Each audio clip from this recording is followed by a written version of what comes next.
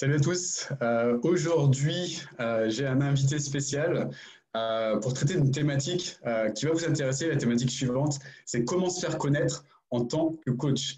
Aujourd'hui, pour parler de tout ça, j'accueille Alex Tourmont. Salut Alex. Salut Olive, comment tu vas? Eh ben, ça va super bien. Merci beaucoup d'avoir répondu à mon invitation aujourd'hui. Avec plaisir, merci d'avoir pensé à moi, c'est très cool pour le coup. Yes, Alex, est-ce que tu peux te présenter pour les personnes qui ne te connaissent pas encore? Bien sûr, avec grand plaisir. Donc, je m'appelle Alex Cormon, je suis le directeur de deux cabinets de coaching, un à Paris, un à Miami. Donc, j'ai immigré aux États-Unis il y a plus de 4 ans désormais. Je fais du coaching en amour. Je sais que c'est un métier un petit peu spécial, donc j'accompagne les célibataires, les couples. Bien évidemment, du coaching également un petit peu en développement personnel parce que tout est lié. Et depuis peu, j'ai créé aussi une activité pour aider les coachs un petit peu à se développer grâce à Internet. Parce que c'est vrai que c'est un métier qui souffre encore beaucoup. Il y a beaucoup de personnes qui sont formées, qui ont des techniques formidables, mais qui ont du mal à se développer. Donc voilà un petit peu ce que j'ai fait. Mon premier bébé, mon premier amour, c'est quand même le love coaching. Donc c'est là où j'ai plusieurs cabinets, je traduis en plusieurs langues. Et mon objectif, j'ai toujours dit que c'était de devenir le Tony Robbins de l'amour, c'est de faire des conférences un peu partout dans le monde et tout. Donc ça, c'est ce qui me fait vibrer pour le coup.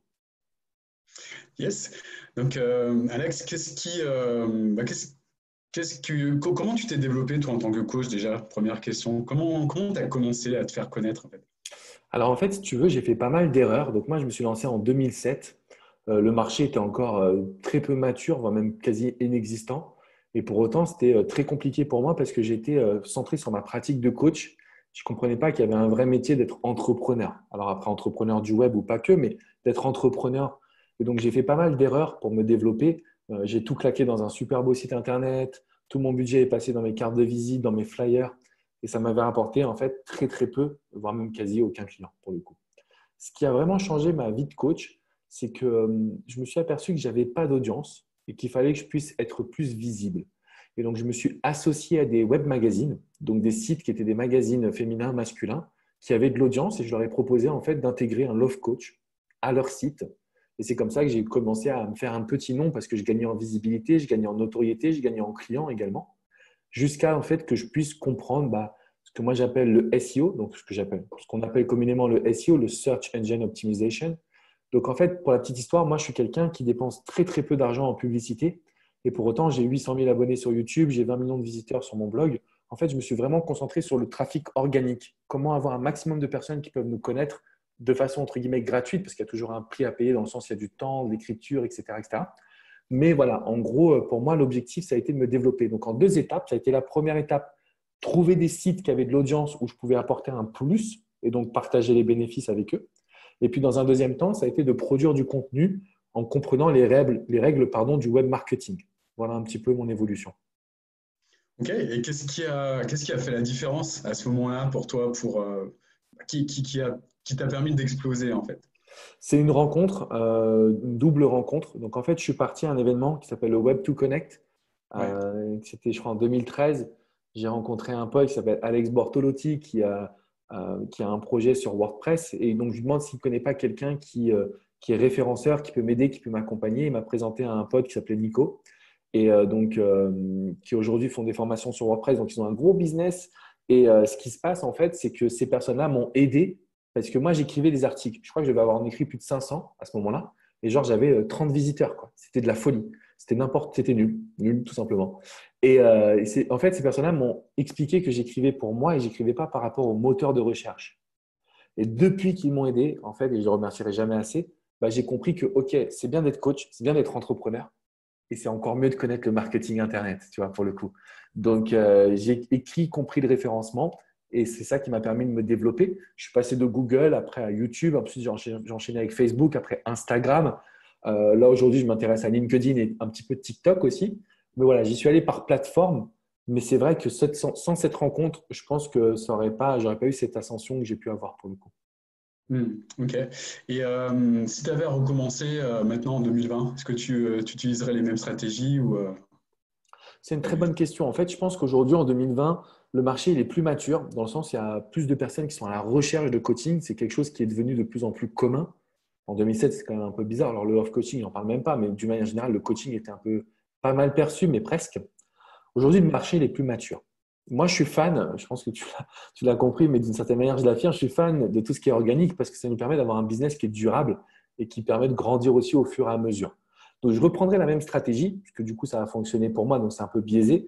Mais c'est vrai qu'aujourd'hui, je me rends compte qu'il y a des outils qu'on appelle un peu les tunnels de vente communément. Donc, ça va être la publicité, ça va être l'idée de pouvoir aussi utiliser peut-être des webinaires ou de convertir par téléphone, chose que je n'ai pas forcément masterisée à l'époque. Donc, c'était des techniques qu'on n'avait pas vraiment. Donc, je ferai les deux en même temps parce que je pense qu'il y en a une qui est plus long terme, celle que moi j'ai utilisée comme stratégie, et une plus court terme avec des outils de vente qui peuvent être plus, je dirais, plus développés. Alors, je ne suis pas trop porté vers le high ticket ou le high impact ou tout ça parce que ça n'a pas été ma philosophie, mais force est de constater que ça fonctionne pour certaines personnes. Donc, je pense que c'est le moyen le plus rapide avec les webinaires. Je trouve que le webinaire, c'est un excellent outil et la publicité pour se développer en fait rapidement pour le coup. Yes.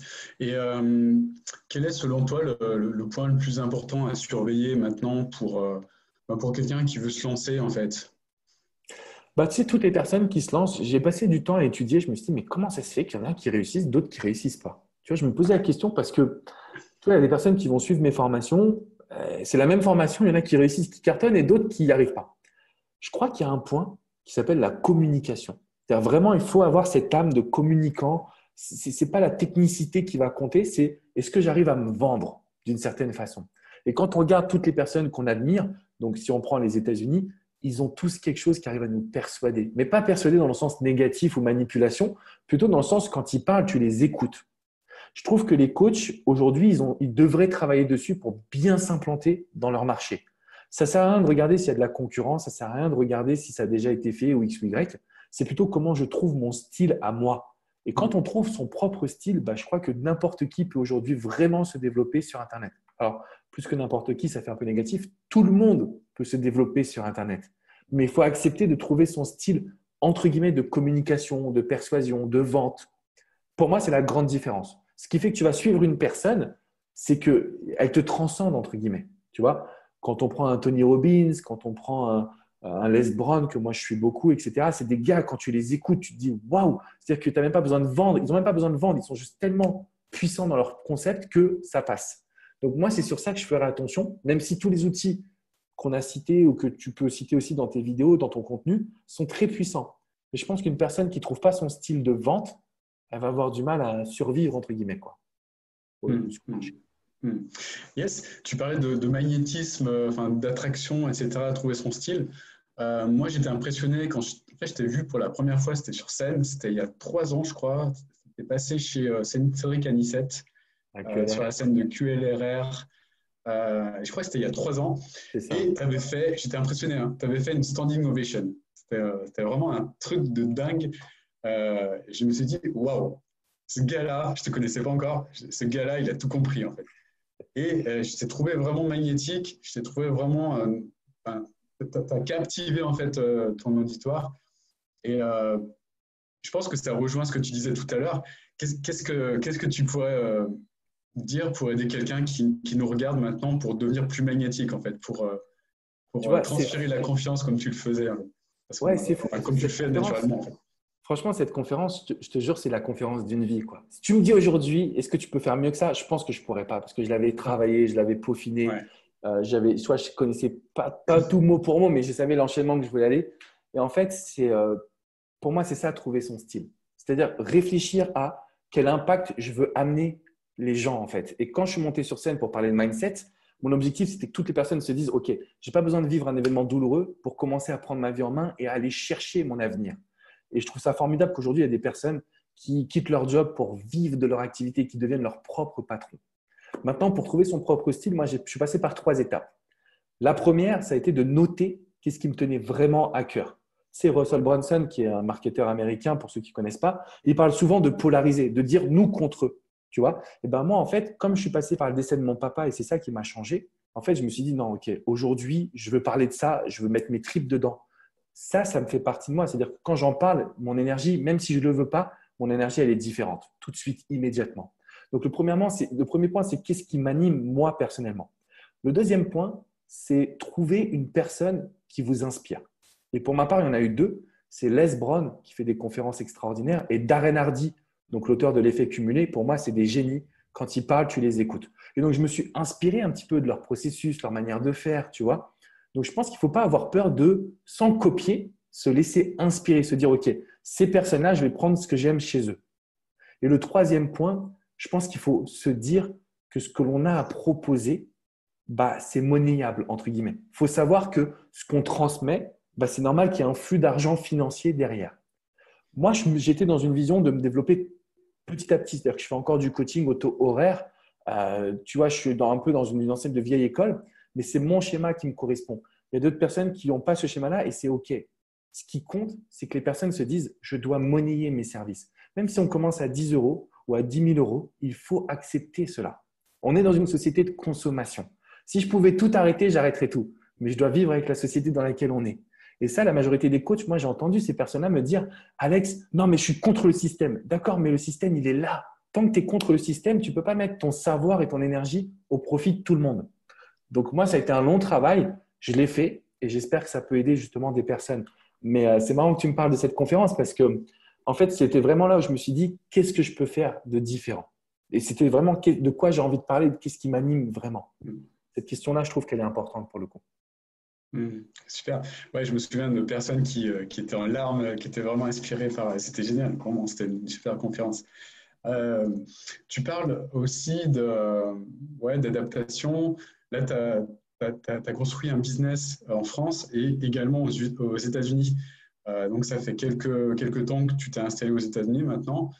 Qu'est-ce que tu retiens en fait, de cette expérience en fait, j'imagine que tu as dû tout recommencer à zéro. Et C'était chaud. qu'est-ce que tu retiens de ça et qu'est-ce que justement tu peux retranscrire par rapport à une personne qui commencerait de zéro également, mais en France? Ok. Alors, en fait, si tu veux, je retiens plusieurs choses. La première, c'est que je dis souvent, je suis fou. Parce que franchement, ça a été dur. Je ne te cache pas. Tu sais, j'ai pris la décision de partir un peu sur un coup de tête dans le sens où je voulais développer mon activité. J'étais numéro 1 en France. J'ai dit, OK, je veux prendre le monde. Tony Robbins de l'amour. En fait, je ne parlais pas anglais. Donc, aller s'installer, même si c'est, tu vois, c'est les États-Unis, le pays, il est génial. Miami, c'est une ville qui est extraordinaire. Mais tu arrives, tu ne parles pas la langue. Tu ne peux pas gérer tes papiers tout seul. Tu as besoin d'aide, tu es assisté. Pour un entrepreneur, il y a un petit côté égo quand même aussi, tu vois, qui est important. Donc, ça a été dur. Déjà, première étape. Deuxième étape, tu quittes ta famille, tes amis, tu quittes tout en fait. C'est compliqué. Donc, l'expatriation, d'une certaine manière. Mais le plus dur, ça a été de me dire, tu fais une vidéo et tu as 3 vues et un dislike. Ça veut dire qu'en fait, tu redémarres de zéro. Alors que quand tu sors ta vidéo 1 heure avant sur la France, tout le monde est heureux et tout le monde te remercie. Donc, psychologiquement, c'est difficile. Donc, ça, c'est pour l'expatriation et pour le côté difficile. Par contre, et ça, je veux le dire vraiment et j'aime le dire, on est fort en France. On a des très bons coachs, on a des très bons marketeurs, on a un public. En fait, si on est capable de vendre en France, on est capable de vendre partout dans le monde. On a ce complexe de dire « Ah, les Américains, les Américains, les Américains ». Eh bien, je suis désolé, on est meilleur qu'eux. Je sais que ça peut paraître complètement fou, mais on est meilleur qu'eux. C'est-à-dire qu'on a des outils, on a des valeurs, on a une façon de penser qui est très développée. Je l'ai vu parce que je me suis implanté sur le marché en l'espace d'1 an, 1 an et demi, ce qui est quand même assez rapide. Et aujourd'hui, je domine quasiment le marché international du love coaching. Il y a juste un gars qui me dépasse, il s'appelle Mathieu aussi. Mais si tu prends mes chaînes combinées, etc., on est quand même numéro 2 au monde, quoi. C'est pas rien, en fait. Donc, les Américains, ils me font plus peur. Voilà, en gros, ce que je voulais transmettre. Yes. Maintenant, pour toutes les personnes qui vont démarrer, j'aurais pu me dire, attends, ça existe déjà aux États-Unis. Ah, attends, je parle pas anglais. Et en fait, si tu veux, on se crée des fausses croyances. Et c'est pas au coach que je vais apprendre ça, entre guillemets. Mais tout ça pour vous dire que, OK, il y a de la compétition. Tout ce qu'on a fait, ça a déjà été fait. Des love coach, en fait, il en existe depuis des millénaires. Des millénaires. C'est juste que ce n'était pas fait sous cette forme-là. Je crois qu'il faut, point numéro 1, vraiment en avoir envie. Envie d'être coach. Envie de développer une activité sur Internet. Envie d'en vivre aussi. Et pas de le voir juste comme une passion. Et le deuxième point, c'est de ne pas lâcher. Parce que c'est dur, c'est dur, c'est dur. Mais l'idée derrière, c'est de gagner en liberté, de pouvoir voyager, de pouvoir s'offrir ce qu'on veut, de pouvoir inspirer des gens, aider des gens. Tout ça, ça a un prix en fait à payer, mais je pense qu'il en vaut la chandelle pour le coup. Tu vois. Donc, ce que je pourrais transmettre à tous ceux qui veulent débuter, c'est de se faire accompagner. Parce que je ne suis pas partir sur les USA comme ça tout seul. J'ai une équipe avec moi, mais je dis souvent, tu sais, en amour, je dis pourquoi rester dans une situation qui vous fait souffrir alors qu'il y a des professionnels? Sous-entendu, moi, venez me voir, faites-vous coacher. Bah là, c'est la même chose. Pourquoi rester dans des situations où vous allez perdre du temps alors qu'il y a des professionnels qui sont passés par là? Ça peut être toi, ça peut être moi, ça peut être d'autres personnes, mais il y a des professionnels qui sont là pour vous aider. Point. Faites-vous accompagner. Mais ne dépensez pas 30 000 euros en formation de coaching sans penser à développer votre activité. Ça me tue, tu vois, en fait. D'avoir le plus beau diplôme du monde, il vaut rien s'il n'y a pas une réalité du marché derrière, en fait, pour le coup. Hmm. Qu'est-ce que tu en Ouais, penses? c'est inspirant. Moi, je suis entièrement d'accord avec ça. J'ai beaucoup de personnes qui complexent parce qu'elles n'ont pas de certification ou parce qu'elles recherchent à se former, qui sont déjà surformés et qui veulent encore se former encore plus pour être sûr de pouvoir accompagner. Ça sert à rien. Ça sert à rien. Enfin, moi, je suis intimement convaincu que ça sert à rien. Parce que même une personne qui n'est pas forcément hyper bien formée en coaching, elle peut apporter à une autre personne. Donc, c'est juste pour se rassurer en fait que beaucoup de personnes. Ouais, ce fameux syndrome de l'imposteur. Je crois que tu dois C'est ça, l'entendre tous les jours, toi. c'est ça, c'est ça. Moi, j'ai passé une certification en coaching, mais honnêtement, ça m'a servi juste au niveau de la posture de coach, si tu veux. Posture de coach, mais mis à part ça, ça m'a apporté des techniques, des outils. Mais ça, j'aurais pu les trouver n'importe où ailleurs, en fait. Ça m'a Ouais, permis d'être accompagné aussi par d'autres coachs, d'apprendre en marchant, ça c'est bien, mais ça permet de se rassurer principalement. en fait, je pense que c'est important, tu vois, d'avoir une formation, d'apprendre, de se former, Ouais. mais il faut le confronter à une réalité du marché. Parce qu'il n'y a rien de pire que d'avoir des finances qui souffrent, il n'y a rien de pire que de savoir qu'on a un potentiel et qu'on n'arrive pas à en vivre. Je pense que du coup, il faut le mettre, en fait, il faut les deux, quoi. C'est un bon combo, les deux.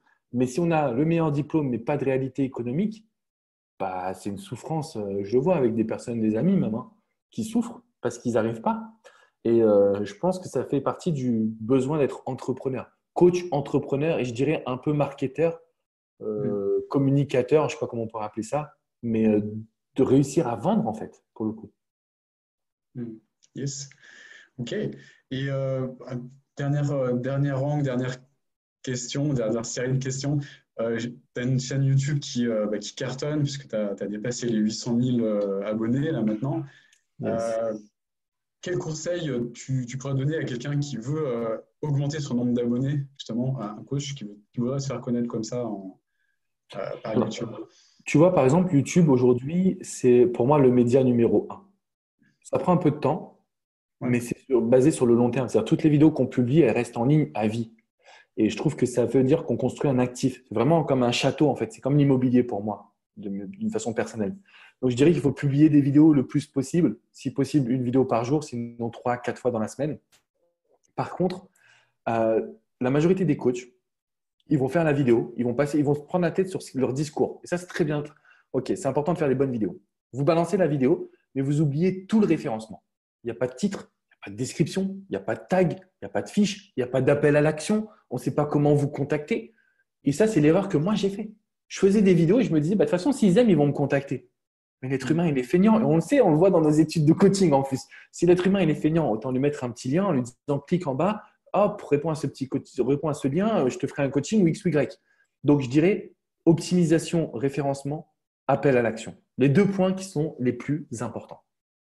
Ok, super. Merci en tout cas pour tous ces conseils. Où est-ce qu'on peut te retrouver, Alex? Ah, c'est cool, je te remercie. Il y a ma chaîne sur le Love, si ça vous intéresse, avec plus de 800 000 abonnés, c'est Alexandre Cormon officiel. Sinon, j'ai une toute petite chaîne aussi sur le domaine de l'activité, un peu du développement économique et marketing. Ça, c'est Next Level Business Team. Donc voilà, vous pouvez me retrouver dessus. Et j'avais fait aussi une formation sur YouTube. Donc si ça vous intéresse, je pourrais également vous aider, vous accompagner. Merci à toi, Olivier, de me laisser l'opportunité d'en parler. C'est très sympa. Ouais, super.